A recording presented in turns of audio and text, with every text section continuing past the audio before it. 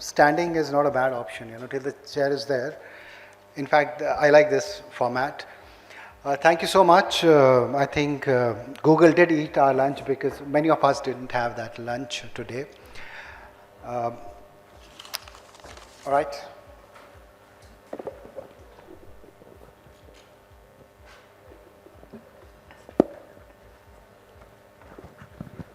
But yes, I mean, we are grappling with this question for many years now that Google and Meta, in fact, the conversation before that had a reference to it, how they take a large share of advertising which is curated by news publishers.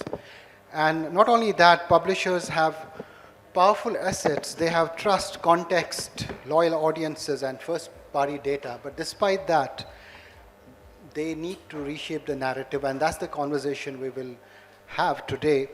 Let me start maybe from the far corner, Meenal, with you. And this is a common question. I think we need different perspectives on this. Do you really think Google and Meta have reduced publishers to mere content suppliers? Because the other side of it, which is the reach and the scale that they also offer you, should we just look at it from the perspective of revenue alone in terms of dollars, or the larger value they add to it? What do you think? Well, thanks for the question, and thanks to E4M for inviting me here. Well, as per the Pitch Medicine report only, which was published, I think, in February, March this year, the overall advertising market in India is 1,07,000 or 1,08,000 crores. And just the digital part is now almost 45% of this whole thing. Since I represent print, so I can say print is sort of, it was 20,000 crores a few years back.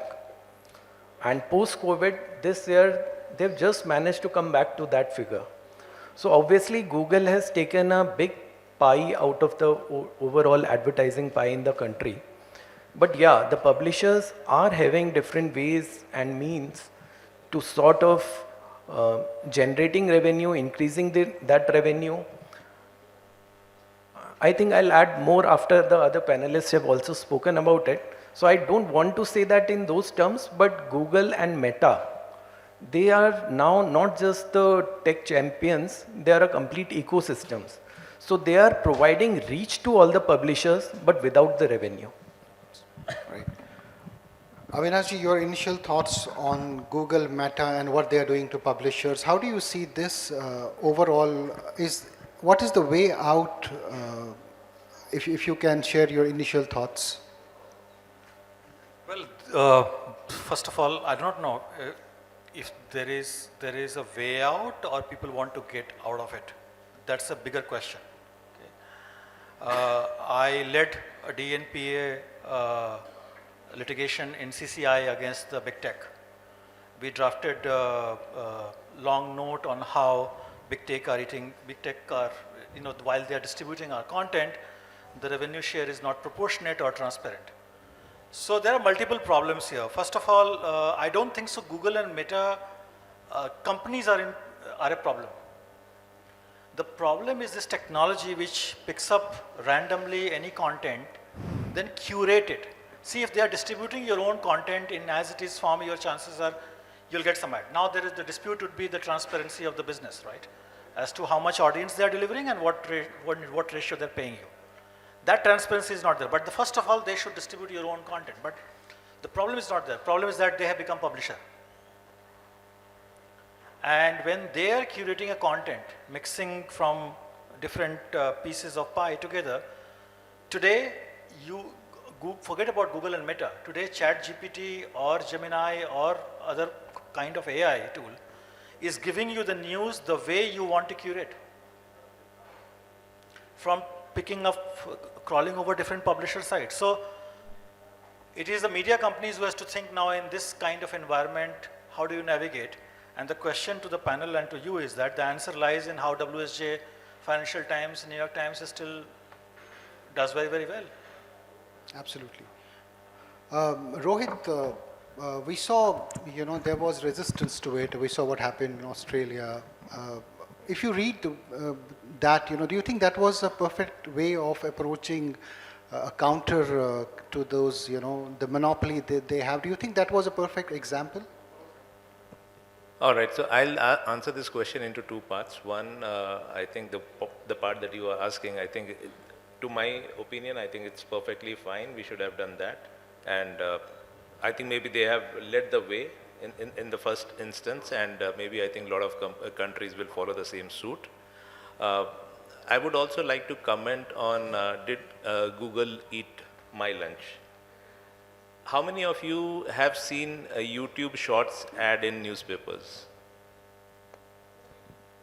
Just one? So Five, YouTube, six. so Google, YouTube Shorts, Instagram, WhatsApp, all the organizations had a very, very big campaign in newspapers, right? So I think the audience will know who has eaten whose lunch. Having said that, what I would like to say, so I will also give you a brief background about myself. I have recently joined the media organization that I'm working for, which is Times of India. Before that, I was working as director sales in one of the biggest consumer durable organization. And I will give you a very, very realistic perspective of how this performance vis-a-vis, if we are talking about, say, newsprint works, right? It's again, I think Karthik has put it very nicely that when you are making a media plan, I think the entire gamut makes the difference. And when he was talking about science and art, I can't agree more than that. Now, what is the ratio of that science and art, whether it is 50-50, 70-30, 20-80? You should definitely know what the science behind marketing is, right? But unless you put that tadka of art into that, it's not going to be very, very successful. So I have seen a lot of campaigns where just because of one small insight, what he was talking about, of mystery shopper, right? So mystery shopper is not a new concept. We were doing this for last 15, 20 years also. And the kind of insights you can generate from that is amazing. And if you put those insights into your scientific marketing plan, it gives you tremendous results. All the big tech companies, when they are using a newspaper as a media, right, so there has to be some science behind that also. They could have used their own platforms or maybe the other digital platforms, but they are not doing that. Why? So if you look at the most affluent people of the country, most of them subscribe to one or the other newspaper, right? So which gives us a very, very tremendous reach and the right kind of audience, right? So I think getting a proper mix of all the mediums, whether it is radio, TV, digital or newspaper, I think it's very important, and all of them, all the medias are going to coexist in the times to come. Wonderful. Arnav, your quick initial thought on tech giants and publishers. Do you think they're partners or predators? How do you see it? I think that's a great question, and honestly a very difficult one as well to answer. I think there's some great insights shared with the panel here. I'll just add my 2 cents to it. See, on one hand, today these big giants are essentially the biggest gateways for any media publisher house, right? Be it your web traffic or your social traffic, YouTube traffic, YouTube, Google, Meta, they continue to act as the biggest gateways and give you that traffic, right? So one, whether they've eaten that share or not, again boils down to the fact that had these not been there, had those customers even come to our platform in the first place or not, right? Probably something a thought to ponder upon. Second, I think, as Avinash sir very rightly put it, I think a little more transparency in terms of how are they pricing the CPMs, right? How are we getting those customers? What else can we do to get additional customers on the platform? If there are updates happening, frequent updates happening up, how best can publishers tune themselves to better suit these changing times in the ecosystem is something that will really help us as publishers. Having said that, the other side of it, I think considering that there is a third-party player that is controlling your traffic, that also does create a very healthy competition inside the entire network, because we all know how best to put across our content so that we attract the customers to our platform, how best to retain those customers on the platform, how to get their first-party data, how to build engagement on the platform. Today, these have become the talking points because the traffic is coming from a third party. So today your first party data, your loyalty, your content recommendation engine, your entire consumer mapping is very important because that is a third party provider. So I think there are both sides to the entire debate, and happy to get into greater details as the gentleman out here further detail it out. Meenal, if I talk about Sakal Media, what non-traditional revenue streams are becoming viable for regional publishers? Well, I think the newspapers still remain the most credible medium. And credibility is one part which no one can take away from newspapers as such. And I'll give you my own example. Yesterday, because of the rains, I took almost 3 hours to reach Connaught Place from Noida. But when I reached, there was no puddles, nothing. I saw some videos floating on WhatsApp and Google and Facebook, which showed almost a stream of water in Connaught Place. So I refused to believe them. I thought it's some old videos which are recirculating again. But today when I saw them in the newspaper, I finally believed them, and my colleagues were telling, yeah, yesterday morning it was really pathetic. It was a pathetic situation in Connaught Place. So that credibility no one can take away, not even Google or Meta. As far as revenues are concerned, one thing I think which we have done as a regional media, perhaps we are the only one in the country so far, is to go behind a paywall. And our e-paper is also now a paid subscription model. And I'm very proud to say that we have reached a paying subscriber base of 30,000 in a short span of time, which is great. And obviously, earlier the narratives was said by the newsroom and the journalists, but somehow now the algorithms have taken over. So what news you are getting to see on Google or any search engine is dictated by them. So that is something, and there is another thing which is now called the zero-click thing. Publication is only getting revenue when a person clicks on the news and you go to the publication website.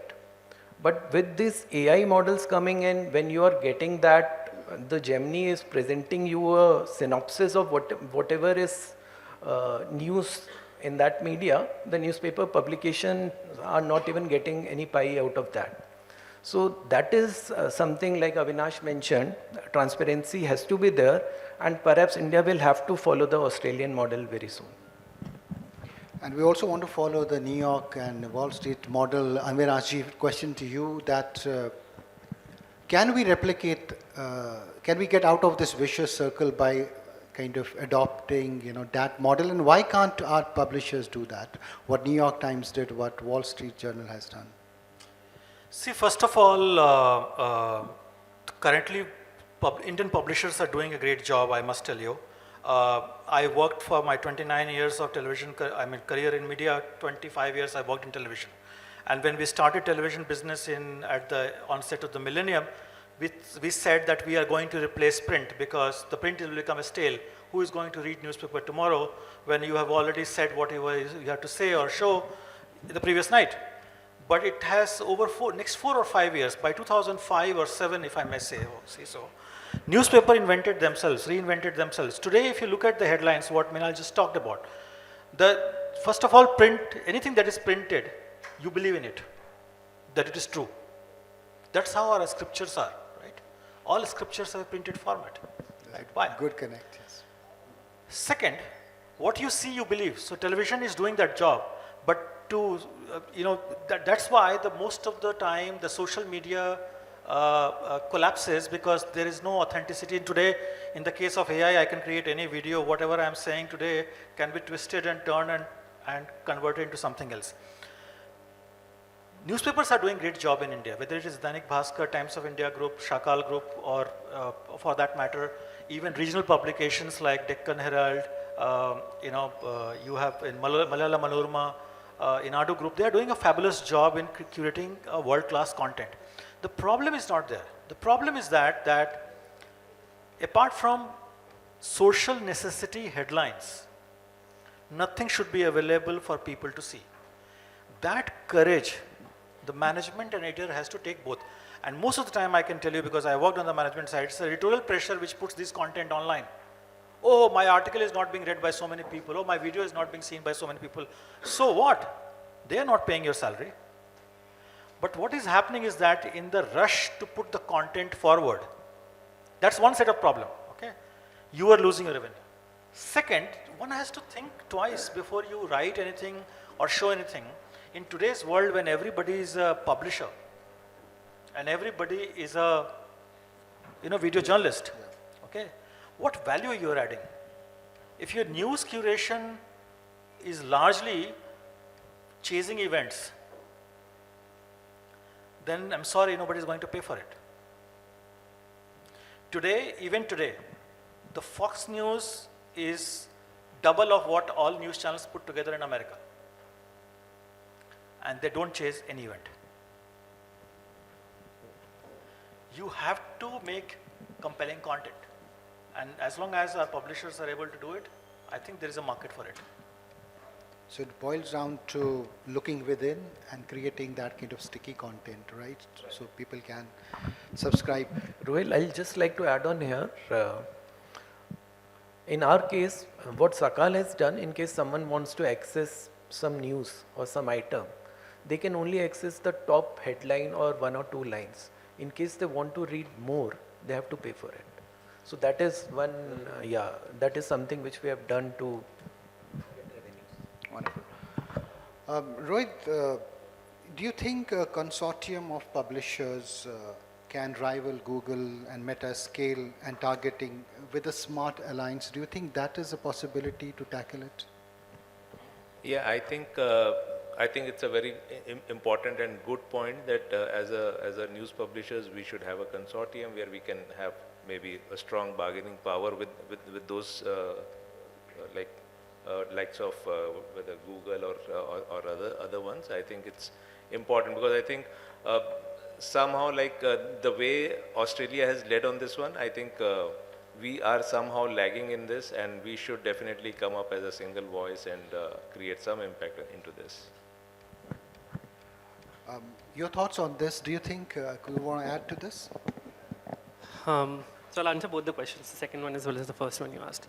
So starting with the first one, I think very rightly put, I think today most of the media publishers have traditionally been chasing certain metrics that to a certain extent might have been hollow to a certain extent, right?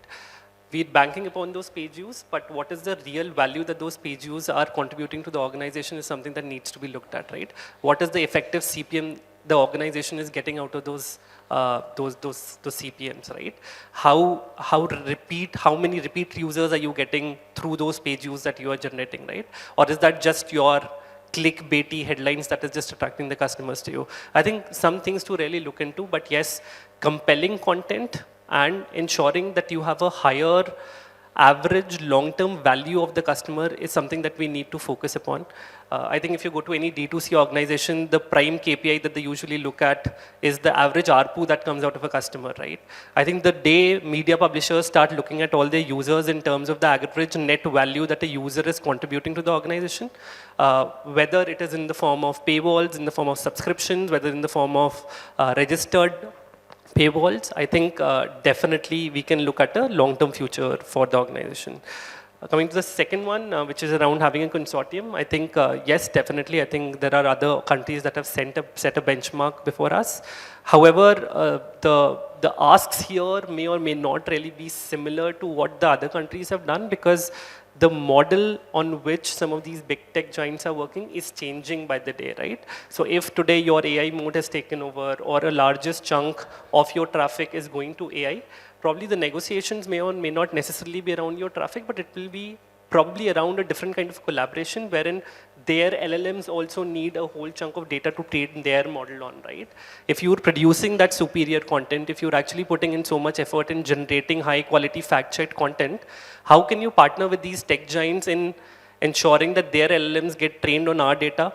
And probably at this point in time, if there is one industry that even today and will always be one step ahead of AI, it will be media.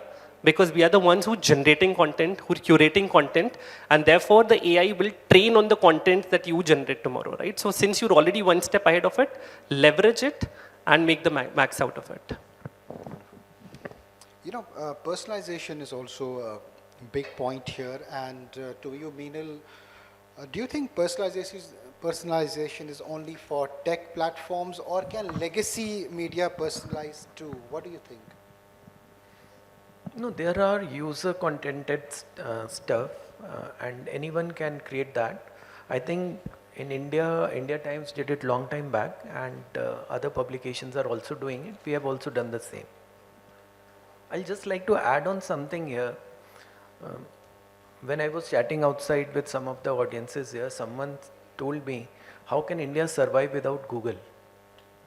That should be one pertinent question. A lot of things people search only on Google. So I just answered that gentleman, well, China and Russia are doing that.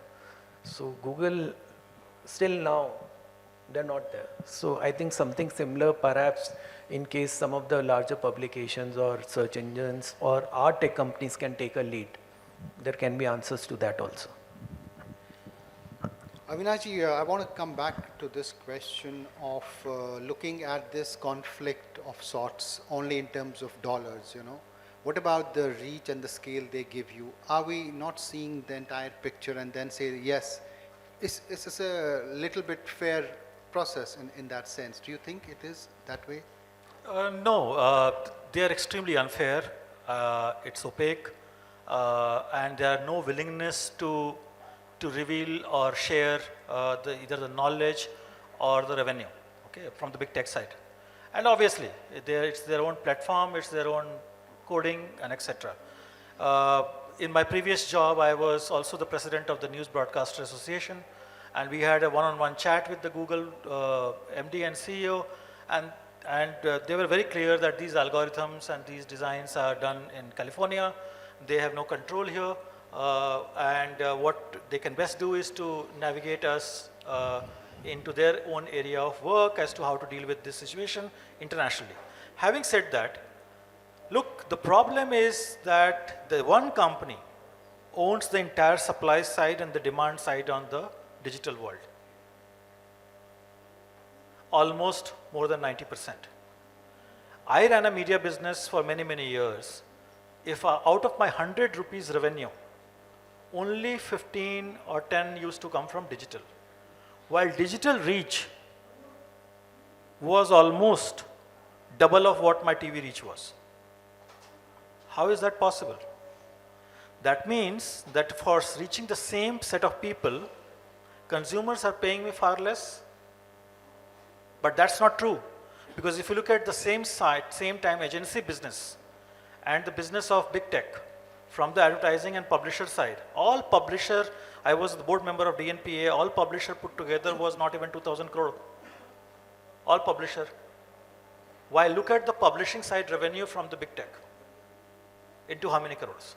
So there is a clear-cut gap, and they do not have willingness and that is why the government has to intervene to make sure that we get the right share of that pie. Of course you need technology. Technology is an enabler. You can't wish it away. See, we were taught in the business school that the competition to any category never comes from the category. It comes from always outside of it. Right? That's what has happened to media business. The competition has come from tech companies, not from media companies. Now you have to deal with that technology and make it an enabler. Of course, Google, we need it because we need to reach out to so many people. But everybody is looking at is a fair share and transparency. And that will not come in Australia model, because a lot has been spoken about Australia model. Like I followed it. We were constantly in touch with the Australian Publisher Association who was negotiating it. It happened because of a government order. And the government said that I am giving you 1 week time. Right. Either you negotiate or I will straight away tell you that give me the whole money and I'll distribute it to the publisher. And their thing was that they will distribute about 70% to the publisher. That's when the big tech rushed into it and Facebook went out of the news business at all. So Meta is right now not in news business.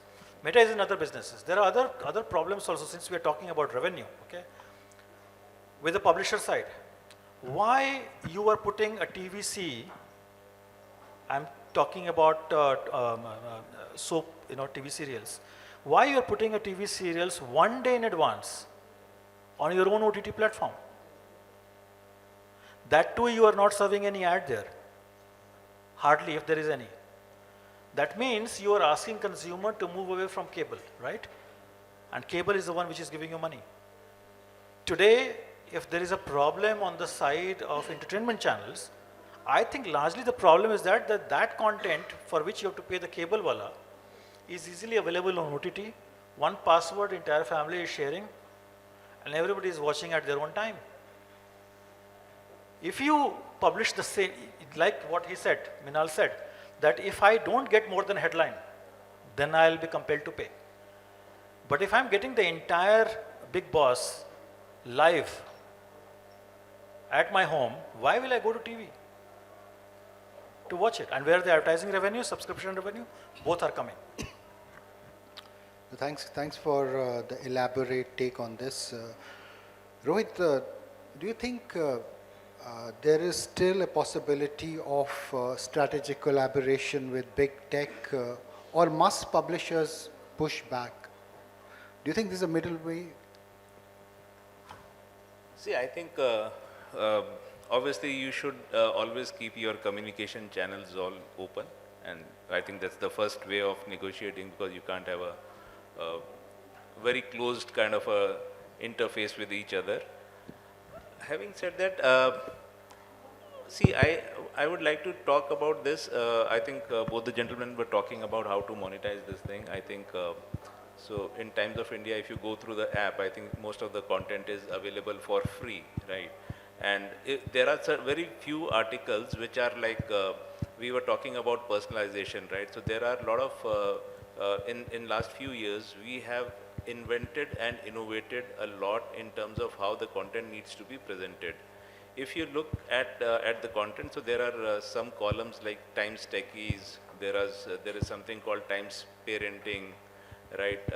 Something which talks about political part, and you will find very different point of views also. So I think maybe that is targeting to the AIS aspirants, or maybe people who are into UPSC examination and all those stuff. So a lot of personalization has happened over years. If you guys would have noticed a few months back, I think when there was an attack on Mr. Donald Trump, there was a headline which said Donald Trump's death, right? So it was one of the most viral headline.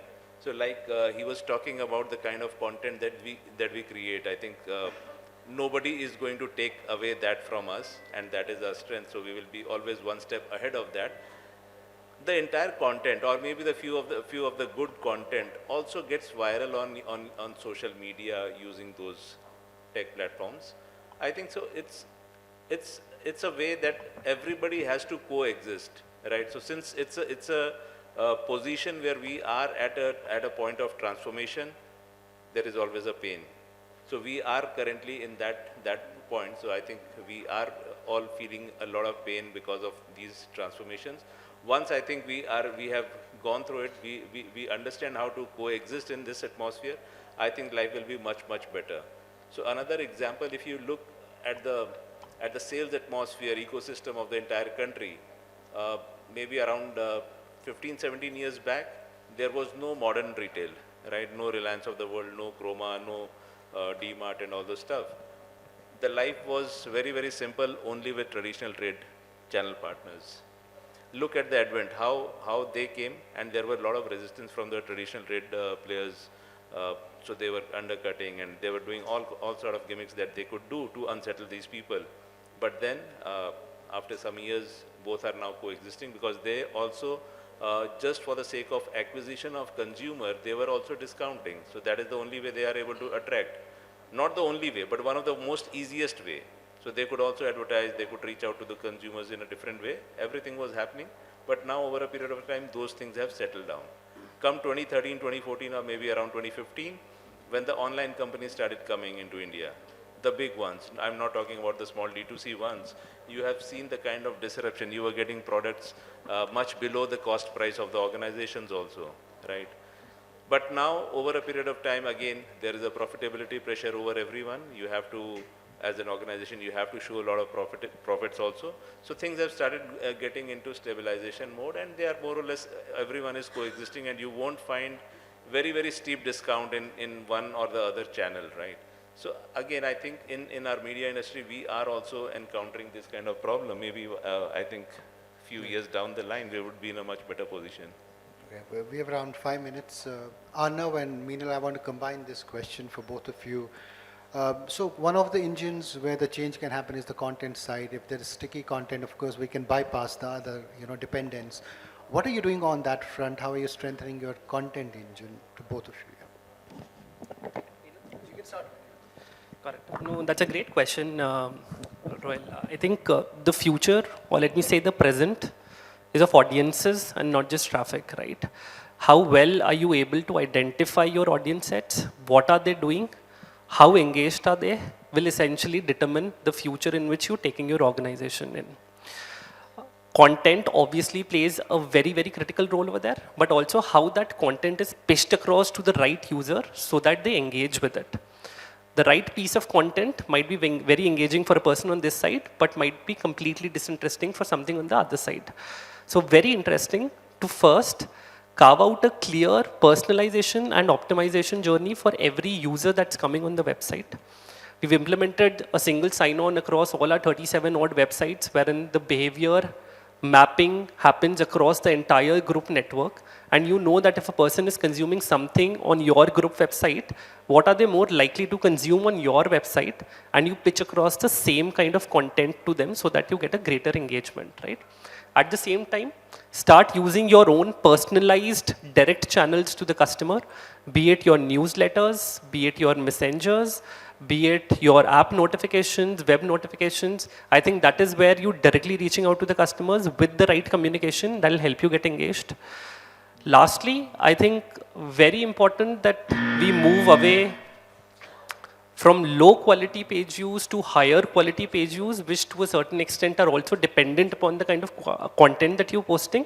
For the same CPM, for the same content, if you can get a higher CPM with a better content through direct programmatic guaranteed partnerships with players, header bidding, international geo-targeting, I think this is where the key is towards higher monetization. Meenal, quick, 30 seconds. Yeah. I think content is king here, and obviously a lot of stress is there on the right type of content. And like Arnav mentioned, there are different segments. So not just content, we are also creating communities for our different target segment. So we have a different community for ladies, we have a different community for students, and so on. So that is something which is taken care of. Avinash, you've interacted with the regulators also. Do you think there's a strong intent on their side to fix the problem? Absolutely. Including our INB Minister Ashwini Vaishnaw has gone on record to say that this needs to be fixed, where all parties are happy, and the content creators in India need to get a fair share of their value that they are generating. Rohit, quickly, your take on what do we see happening in the next couple of years regarding this issue of dependence on tech they're taking away? Where will this conversation settle in the next couple of years? See, I would not like to strongly comment on this, but again, there are very, very divided views on this. I have met few people who said that a newspaper have enjoyed so much of monopoly in so many years. Why should anybody share? So have they shared with the money with anyone? So again, I think being a little rational on this, I think the way it is going right now, I think definitely there should be some sort of sharing of revenue between I think both the different media worlds, and it should be that way. Maybe after a couple of years, we'll talk about the Indian model, globally, yes, right? Yes. All right. Okay. Thank you. Thanks for your time. I think the buzzer should not scare us again. Before that, thanks to you.